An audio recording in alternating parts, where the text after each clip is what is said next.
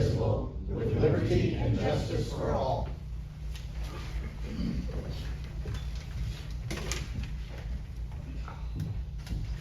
Roll call, please. Sisson. Here. Garrell. Here. Zumwalt. Here. Huffman. Here. Hughes. Here. Payne. Here. Fleming. Kellenberger. Here. We have a quorum. We'll go right to public participation. Mr. Meeting Size Ed. Thank you, Mayor. You step up to the microphone, please. Yes. And you have 3 minutes. I just wanted to say something about the historic downtown and the tax thing. I talked to Brianne, number one, the other day. I understand she's in Chicago for a meeting right now. And one thing that Douglas and I are worried about is that people will buy some of these buildings and fix them up and get the city to pay for half and then resell them. But from what I understand, in the particular wording of it, the city lawyer would know that if people do that, they have to pay their money back. Do you That's know correct. what the? There is a time limit on it. Because we put hundreds of thousands into old buildings. Sometimes I wish we were from the west side and built, but we put money in these old buildings and we're still putting money into them. And the other thing is the rate of sales tax. Somebody here said, I read in the paper, said that, well, Springfield is 9%. And this will be 9.25, is that correct? That is correct. With the 1%. And then we can file with our buildings, in fact, Doug owns them, so that we can do future projects more than just facade, is that correct? There's criteria you have to meet, yes. Okay, because we Yes, put more than 14,000 last year, new air conditioning and other things in the buildings, and didn't get a dime back for that. Right. But the sales tax issue, somebody said something about the Edwardsville, Springfield is 9.75, I think. Ours is now 8.25. They said Edwardsville is cheaper than, or is more expensive than Litchfield and Glen Carbon. Our two biggest competitors are Lowe's and Home Depot. And Glen Carbon is just either a little under or a little over 7%. And that'll be 9 1/4, that's 2 1/4% difference. Our website, we sell stuff from Springfield to St. Louis, and we'll do a $25,000 kitchen. In fact, there's homes out the lake that have big kitchens like that. And that's 600 some odd dollars difference right there for 2.4% difference. And so it's a low margin business anyway, and people are looking at us, well, make up the difference and we'll buy it from you. And I thought maybe you might look at maybe 0.5% or 0.75%. But once you get over 9%, people go, oh, and say that. And the other thing, medical devices are not included. The automobile dealerships all over the country, and also if it's got a title, a boat, a motorcycle, an automobile, all the towns have the same price on the tax part of it. But they don't think about us with some very expensive full kitchens that we put in. There's a lot of difference, and I just hope you realize that it may affect our business, and Doug says it may affect our business down the road. And that's all I wanted to say, just think about that for this historic tax. But the main thing, let's make sure people that fix the buildings up don't sell them for a profit. Thank you. Thank you very much. Mr. Bathurst? You have Thank 3 you. minutes. Okay, I don't know what I can do in 3 minutes. I sent a letter, Carol has it. So this is representing the EDC, and I was asked to speak on behalf of Brianne, who can't be here, and our committee, who, didn't want to come up for this reason. So dear Mayor and Alderman, I'll be most brief in my comments and solicitation of your support, as I assume by this time your knowledge of this subject and understanding the significance of the proposal well-founded to vote in favor of supporting creation and funding mechanism for the business district. I and the other members of the EDC have also been apprised of the background and history of the factors leading to the proposal to create the business district. In recent months, your EDC has the opportunity to spending an adequate amount of time to your presentations on the need to continue to maintain programs such as our present TIF provide.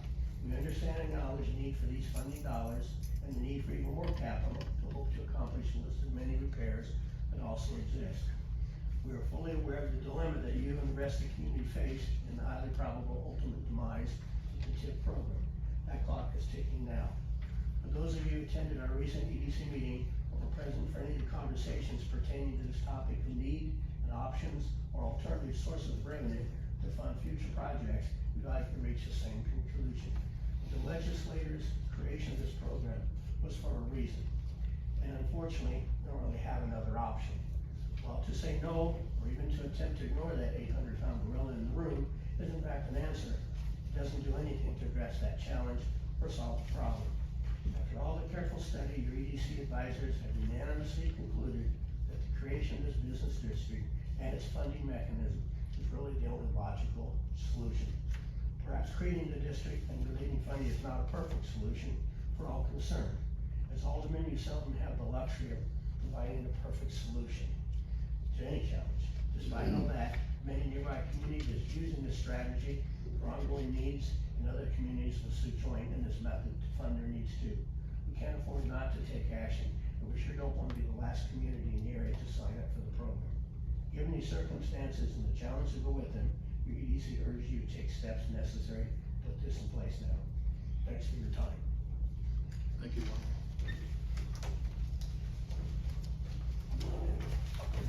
Okay, now I'll ask for a motion to approve the appointment of Stacy Peacher as interim treasurer. Anyone? I'll make a motion. Alderman Hughes? Alderwoman Huffman? Any discussion? Roll call, please. Sisson, Aye. Carroll, Aye. Zumwalt, Huffman, Aye. Hughes, Aye. Payne, Kellenberger. Aye. Motion passes. Under other business, I'd like a motion to accept the minutes from the September 5th, 2024 meeting. Alderman Garrow, can I get a second? Okay, Alderwoman Zumwalt seconds. Any additions or corrections? Roll call, please.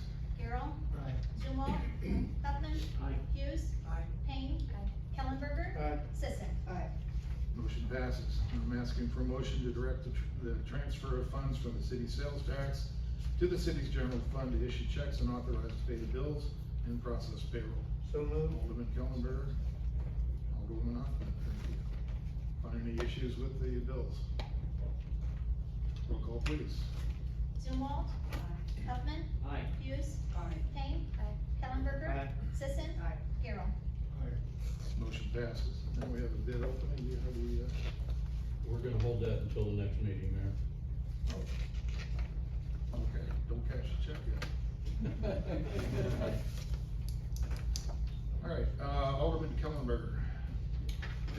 Grants update from Lee Beckman, MT Engineers. Good evening, everyone. A lot of things went on in the last 3 months. In the EDD TARP program for Skyview Drive, that money's been secured except for the TARP funds. That'll be secured, the application period's coming back up. Will be applied for, hopefully be secured by early next year. That's probably gonna be a second or third quarter construction, depending upon when the TARP funds can be secured. The EDP funds are in place, so that project is going to be moving along very well. Safe routes to school, the city did secure the $250,000 grant. There is a coordination meeting September 26th at IDOT. That is going to be a 2025 construction program. The map and everything that's associated with that is attached here for anyone to take a look at. On the OSLAD grant, I know the city is navigating the waters with the grant agreement for that. I believe that's been executed by the city, sent back to DNR, so we're waiting to get that back from DNR, and once we get that, that project can proceed. Early 2025 construction on that. The RIPPY grant, everybody I'm sure has seen that Ameren and their contractor out there tearing up dirt from piping ground. I think that's moving along very well. I anticipate next month there'll probably be a passment coming. Yes. Once you guys get the passment from them, you guys will approve it, and you will be able to draw money down from that, from the city's RIPPY grant that you received from DCO. So that is finally moving after quite some time also. The DCO grant, the environmental report is being completed on that. Somebody from the city does have to attend that meeting, I'm not sure who is. Stacy is. I'm Well, sorry, I'm- Great. There's a meeting in Springfield, I think October 1st or 2nd, I don't remember the date.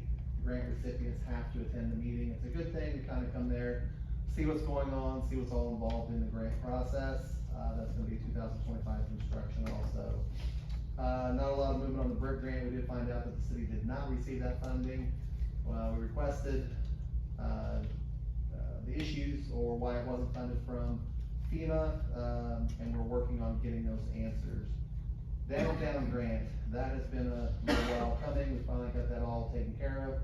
The motion, or that's later on the agenda, the notice of award for that is, I'm hoping that that will all take place yet this year. And a lot of that's on the interior of the Carnegie building, so hopefully weather's not a factor. So that'll be awarded tonight, and then as soon as they can get their bonds and everything in place, we will proceed with a pre-construction meeting to move forward on that. Unserved communities, the IEPA has an unserved grant that is potentially 100% funded. The city has some unserved areas that would be eligible for that, the NOFO for that is not out yet. Once that is out, we will follow up with that. RDMS grant was submitted July 22nd, that's for improvements in the downtown area. Sally Street is for sidewalk, you're using federal funds on that, unfortunately, federal funds do not move along very fast. We hope for that to be construction in 2025, and then your energy transition grant, the phase 2 applications were due July 30th, they were received, and that should be coming through for a project by the city. That was fast, if anyone has any questions. Lee, would you go over the numbers for that downtown grant, in the Carnegie building? I'll be happy to. They've changed since, we originally approved the project. So we were on the That was- back end of excuse that. me, that was one that, we turned down because the bids came in too high, so we went back out. Gary Baker became the general contractor on it, and, I think there's quite a bit of savings from where we were, so I want to point that out. The first time we bid it out with the concept of a GC approach, if that makes sense. So essentially, instead of bidding out in individual sections, we bid it out with the concept that one contractor would take care of the entire project, okay?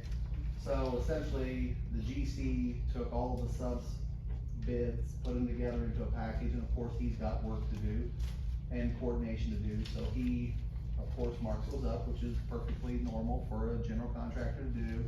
When we opened those bids, I don't remember the numbers, but they came in extremely over budget. Now, that budget was prepared 3-4 years ago, and the application was submitted by other people, and at that time, they were probably good numbers.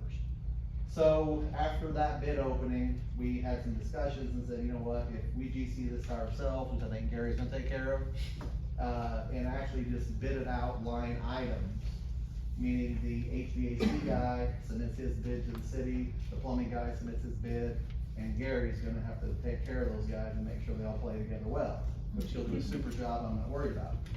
So when we did that, essentially what we did was do away with the 20% markup from the GC, and I'm not, you know, that's the way it works, but by taking on a little bit more responsibility and being the GC, so to speak, the city rebid this individually into 6 different sections, and that got you the exact prices those people are quoting, so that's gonna save you $200,000. Yeah, I think it's 207,000. I didn't remember the exact number, but yes. I just wanted to point that out, that you made a good choice there. Yes. so. Lee, would you report Thank more you, Gary. than, is it more than 2 pages? Well, I do have attachments all the time. Okay, That I just does- wondered, I was having trouble following along, because some of the grants weren't on the one that I had, I just. You only have one page? Front and back. Yeah. Okay, mine's 3. Okay, we don't have a front page, okay. so- But I know Gary has it, sorry, Bill has that, and I'm sure can get it to anyone if they need it. Yeah. Okay, all right, Yeah. thank you. It was emailed to them, so. Okay, appreciate it. Okay, any other questions for Lee? Well done. Alright, Thank you, sir. Alderman Kellenberger. Make a motion to approve an ordinance establishing the Litchfield Business District, approving business district plan, authorizing the imposition and collection of sales tax within the business district and approving certain actions in connections with the establishment of such a business district. Can I get a second? Alderman Zumwalt, second. Discussion. When we got the statistic about half. You speak into the microphone, yes. Sorry, yes. When we got the statistic about half of the sales tax that we get being local and roughly half of the sales tax that we get being non-local, was that factoring in the fact that we have a 2-county area that comes in and buys their groceries at our Walmart? Do you know? I don't know,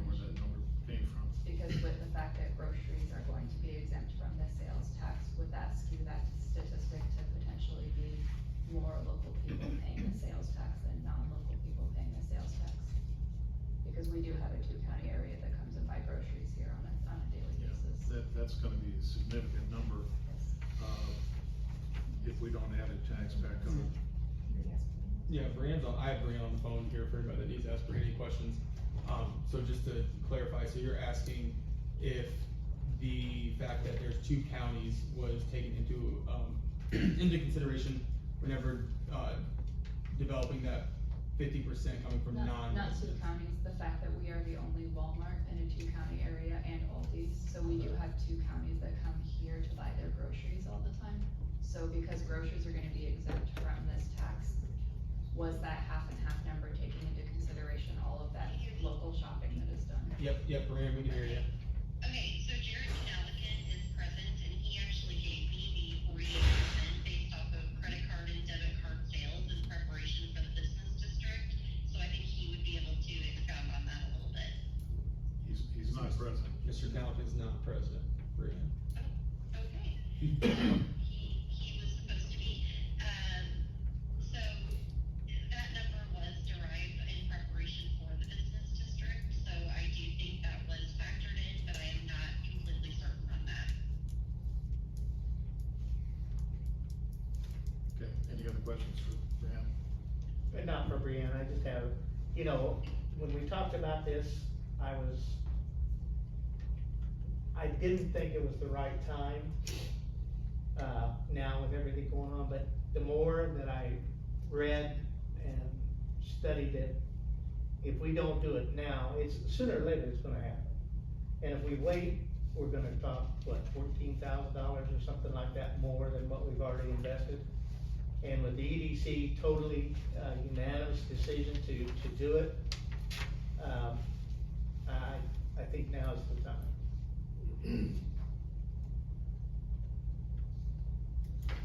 Well, I'd like to point out too, though, I've had a lot of people come to me with negative response on it. I totally back the program. I think it's bad timing at this point with 14% plus poverty rate in the county and 17% inflation. And the tax is an inflationary item and they never go away. So it's something to consider that I know when you shop at Walmart or Aldi's or whatever for the necessities, it's getting tougher and tougher to pay the price. But this is the only program that's gonna be available to us to repair and replace the infrastructure that's gonna be necessary to replace. It's just sad that the economy is the way it is right now. And that's been the concern that I've heard, so. But again, I'm for the program, let's put it that way. It's just. But we are promising to both replace and repair infrastructure and use this 1% sales tax to give money to local businesses to repair, replace things, fix up their businesses, and we're promising that 1% sales tax is gonna do all of the above. Because infrastructure improvements are expensive, and some of the TIF money that we've been handing out is some pretty large sums of money. So is this going to actually do both, or are we just saying it's gonna do both? Well, I think we need to be very careful about what this money's going for. It needs to go for infrastructure and building longevity, rather than assisting with business investment. You know, and a lot of. In the budget, we do have that split, so I outlined some of the infrastructure projects that we do plan to do in the letter that I sent to the council.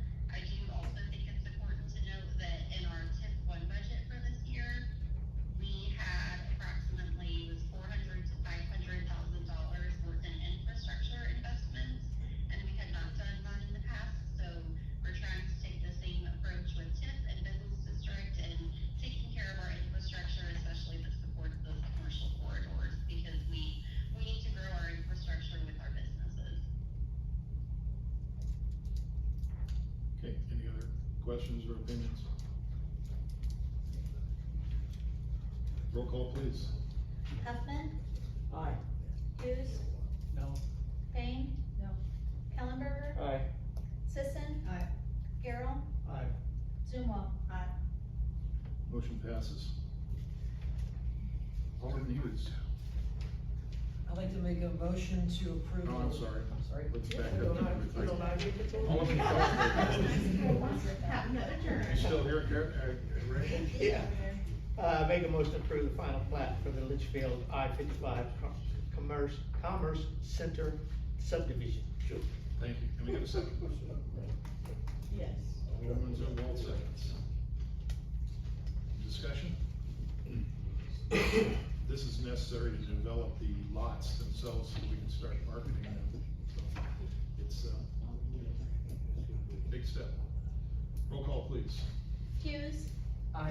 Payne. Aye. Kellenberger. Aye. Sisson. Aye. Garrell. Aye. Zumwalt. Huffman. Aye. Motion passes. Now, Alderman Hughes. I'd like to make a motion to approve an ordinance declaring personal property of the city of Litchfield surplus and authorizing the sale and or disposal, including personal property of the fire department. Thank you. Can we get a second? Alderman Kellenberger seconds. Any questions for the chief? He's here. What'd you do, open another closet and find some more or what? The guys are just cleaning up. I mean, it's stuff that's been stacked in corners and upstairs and in closets for years. Some of these things have been sitting since I started, so. Yeah. We just did this at another meeting or two ago. Yeah, they just keep pulling out more stuff. How about That's this, what I chief? How said, about this? Another closet. So Almonds is gonna do an auction for the city, and, so we're just gonna try to get everything on there that we can. Real good. Any other questions? Roll call, please. Payne. Aye. Kellenberger. Aye. Sisson. Aye. Garrell. Aye. Zumwalt. Huffman. Aye. Hughes. Aye. Motion passes. Alderman Hughes. I'd like to make a motion to approve a resolution approving and authorizing the execution of a cooperative positions agreement with the Board of Education of Litchfield Community Unit School District Number 12 as administrative agent for the Career and Technical Education Joint Consortium. Thank you. Can I get a second? Alderwoman Huffman, seconds. Any questions or discussion? Roll call, please. Kellenberger. Aye. Sisson. Aye. Garrell. Aye. Zumwalt. Huffman. Aye. Hughes. Aye. Motion passes. Alderwoman Huffman. I make a motion to approve an ordinance declaring personal property of the city of Litchfield surplus and authorizing its sale and or disposal, including personal property of the Lake Department. Can you get a second? Alderwoman Sisson, seconds. Any discussion or questions? Roll call, please. Sisson. Aye. Garrell. Aye. Zumwalt. Huffman. Aye, sorry. That's okay. Hughes. Aye. Payne. Aye. Kellenberger. Aye. Motion passes. Alderwoman Huffman.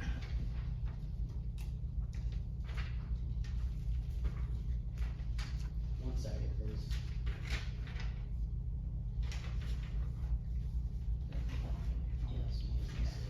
We'll give you I three had the whole minutes. agenda, yeah. We'll give you 3 minutes.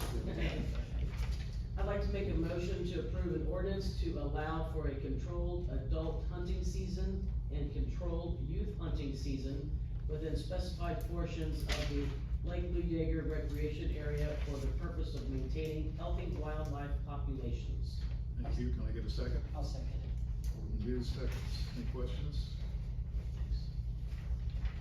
How many people generally apply for the spots? I mean, are there more than 10 that apply? I think in the past, we've had the Wes, can you answer that question? Yeah, people can apply for it. We have a drawing, we only draw 10 names and that's all we have for hunting, the 10 that get drawn. But are there usually 20 names or? I think I remember the last time I was there were about 30 people that Yeah. applied. Oh, really? There's a lot. Okay, thanks. And this is gonna be 10 youth and 10 adult? Yes.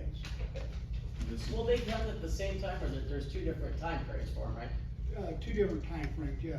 The youth hunt is just for 2 days. And then are the youth required to have, how do you keep them from shooting each other? So I guess I should. They have to be with a licensed, hunter, an adult, and they have to have a valid hunting license, and they have to prove they've taken hunter safety courses and all the appropriate stuff that the IDNR. And then it's posted, like if somebody came out, like, oh, let's go for a walk at the lake today. I mean, they would know that, hey, there's active hunting going on, This Yeah. is not the area to be taking a little hike in. We always put up signs that say they're bow hunting in this area, so if you go there, be cautious.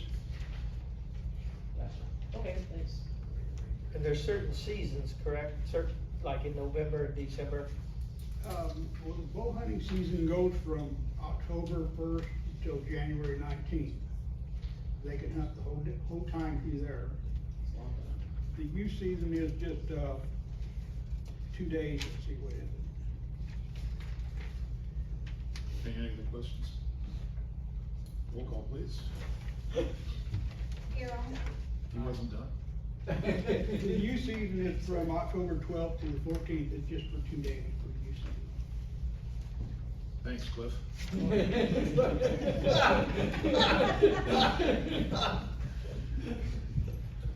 All right, roll call now, All right. please.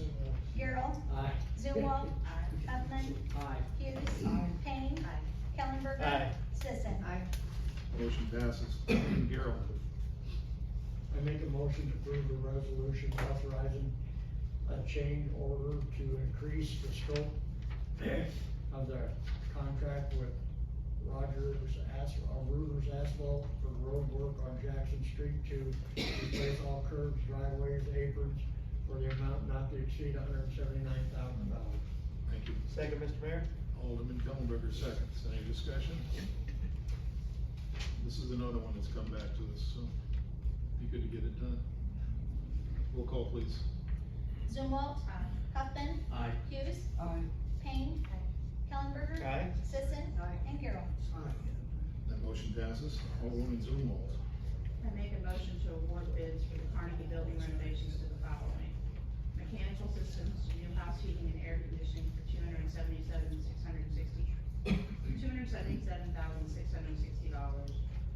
Plumbing, set under Brink Construction for $16,694,000. Wiring and electrical to Bruce Underbrink for $71,441. Equipment and material to Bruce Underbrink for $26,073. Masonry to Bruce Underbrink for $14,484. Material and labor to Hancock Construction for $79,655.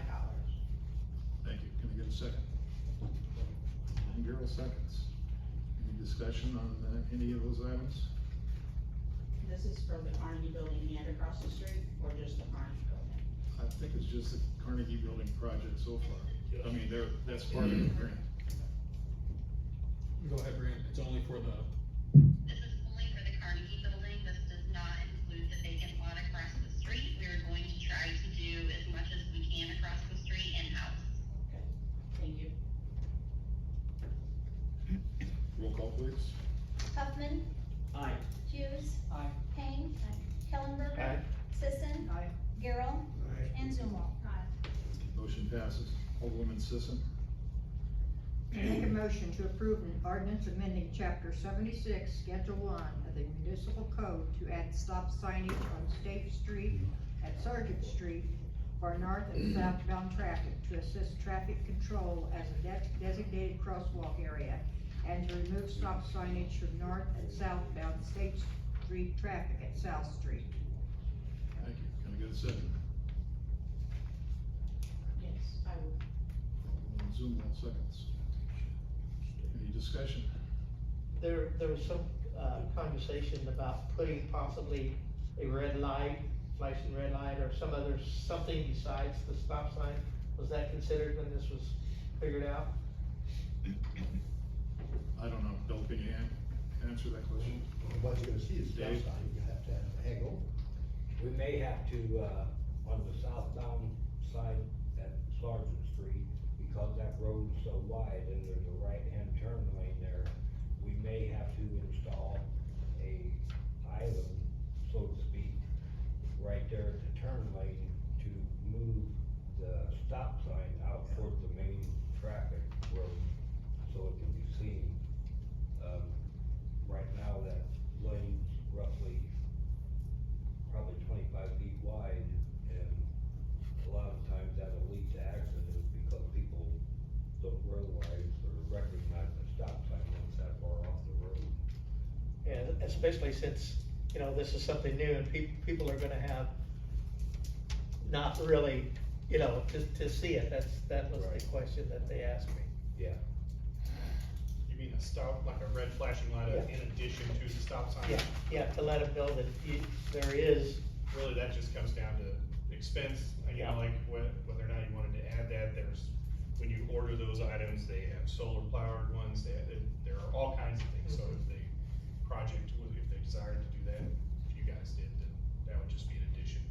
The positive side of putting this here is it's already been designated as a crosswalk, so all the, American Disabilities Act stuff's already been done for that location, because we're having difficulty getting kids, they come out of school, they're at an age where they're going home on their own.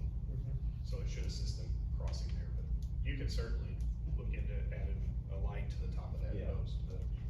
Minimal, I mean, less than $100 to add a red light. And it'd probably be a good idea, since it's new. Yeah, We've been through this before on, Columbia, so.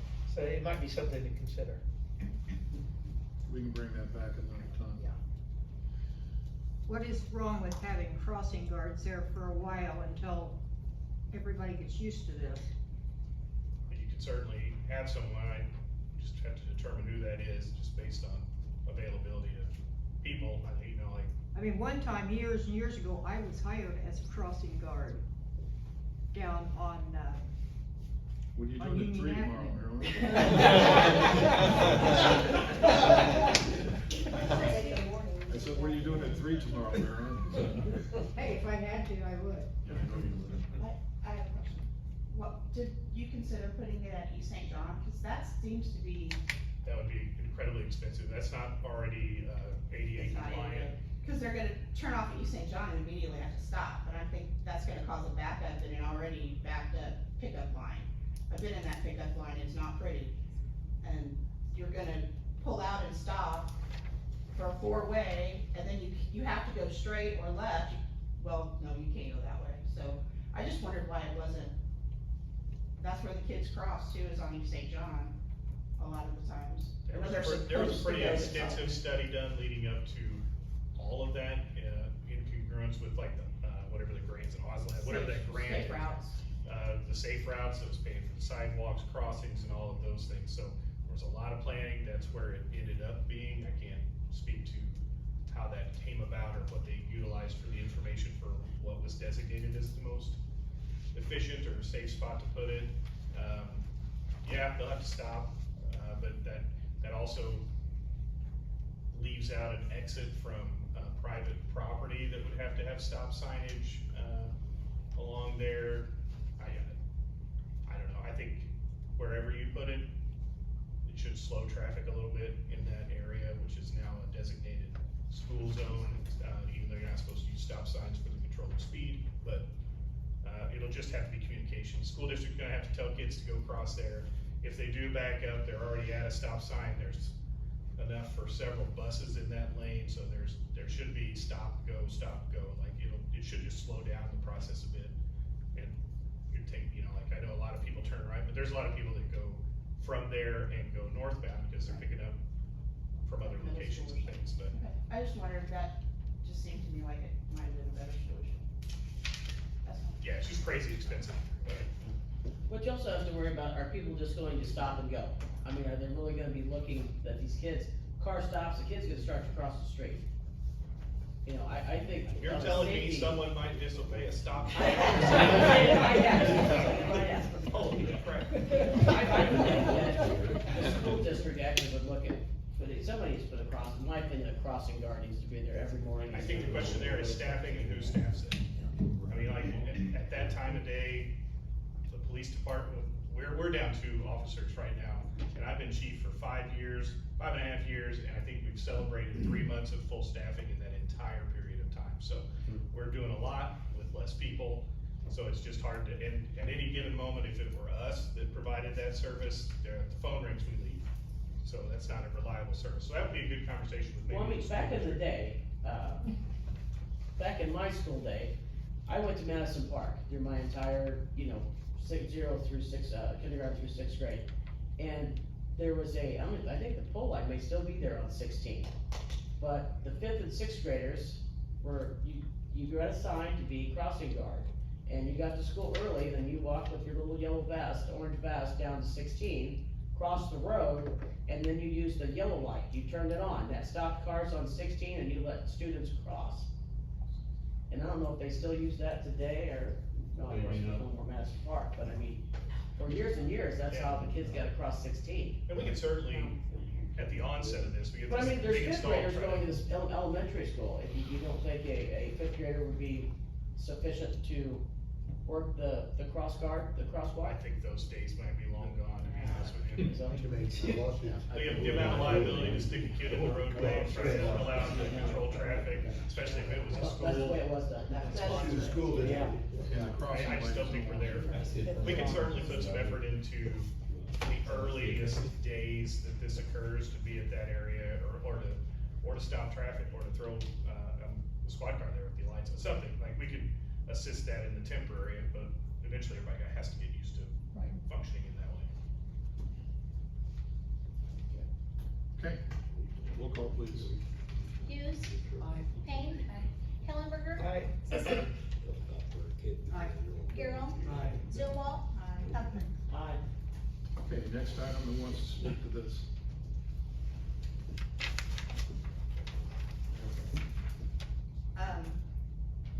With, several of us have discussed it, and with Carol. Motion to discuss. Oh, do we need a motion first? Yeah. I make a motion to approve an ordinance amending the city clerk to pay the $7,800 annually, effective at the beginning of the next city clerk term. Did I get a second? Okay. All right, my discussion, I'd like to point out that, doing the math, if they, for now and in the future, if the city clerk works 10 hours a week, that's minimum wage. And I don't know what kind of, people you're gonna get to do that kind of job, and, be here in the evenings and that kind of thing, and keep the records and all that for minimum wage, so, Alderman Goldberg. The proposed ordinance states that the reason for reducing the wages is because job duties of the city clerk have recently changed, with more of the day-to-day job duties being performed by the staff, office staff, rather than the elected clerk. I'd like to, ask Carol what's being handled that's different. I don't know that anything's being handled differently. The girls in the office have always handled licenses and permits. That's been regular. Payroll, Connie did it, every other time. Before that, Carol Milburn did, now Nicole is. And my understanding is that that's gonna be assigned to the new person, and that is in the city clerk role anyway. Some of them may be doing ordering supplies or taking care of the recycling, all of that stuff I volunteered to do, that wasn't city clerk duties. So honestly, there's nothing on this list that they are doing day to day that they weren't already doing. And I say that with all sincerity. So you're doing basically the same as what you've always done. Yes, sir. The extra duties were always collector and treasurer. So how many hours do you foresee yourself working, Carol? I'm an elected official, you cannot ask me that question. We can't ask you that either. For the record, what is the current city clerk pay? Just for the. 17,000. 18.5. 18,500? So we're cutting it in more than half. Oh, yeah. Yeah, some of us put in more hours than others, but you're not compelled to have to work any certain number of hours. You're expected to be here, most of the time. And I would hope that my track record would show that I would work whatever hours were required to get the job done. And we're I not think you can doubting look- that. I think you can look at my 10 years and see that I have done a good job, Well, and it's and not, done above and beyond. this is more about the position than it is about you, Carol. Because you're not gonna be city clerk forever. So, this is about rewarding, quality people that are gonna be, doing the job in the future, so, It's the same pay as yours, correct? 7,800? And there's 4 people running for mayor? So. yeah, they can have it. I I'm mean, they just can have the saying. money. I tried not to take it, and they said, no, future mayors are gonna want it. I said, okay. How much do we get paid? $250 an hour if the meetings are a half hour each. I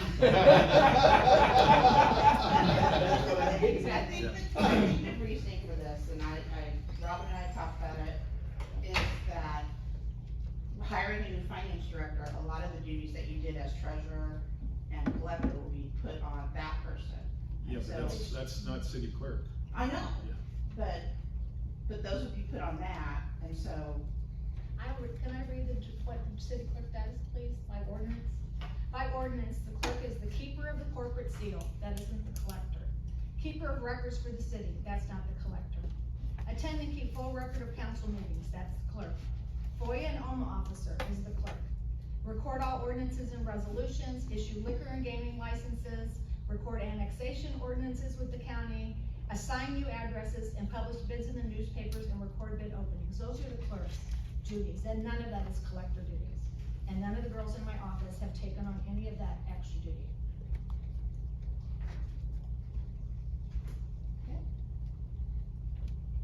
Okay, any other comments? Questions? We have a motion and a second on the floor. Roll call, please. Payne? Nay. Kellenberger? Nay. Sisson? Nay. Garrell? Nay. Zumwalt? nay, fine. Huffman? Aye. Hughes? Nay. Motion fails. May I have a motion to adjourn? So moved. Alderman Kellenberger, thank you. Second. Alderman Garrett, thank you. We are.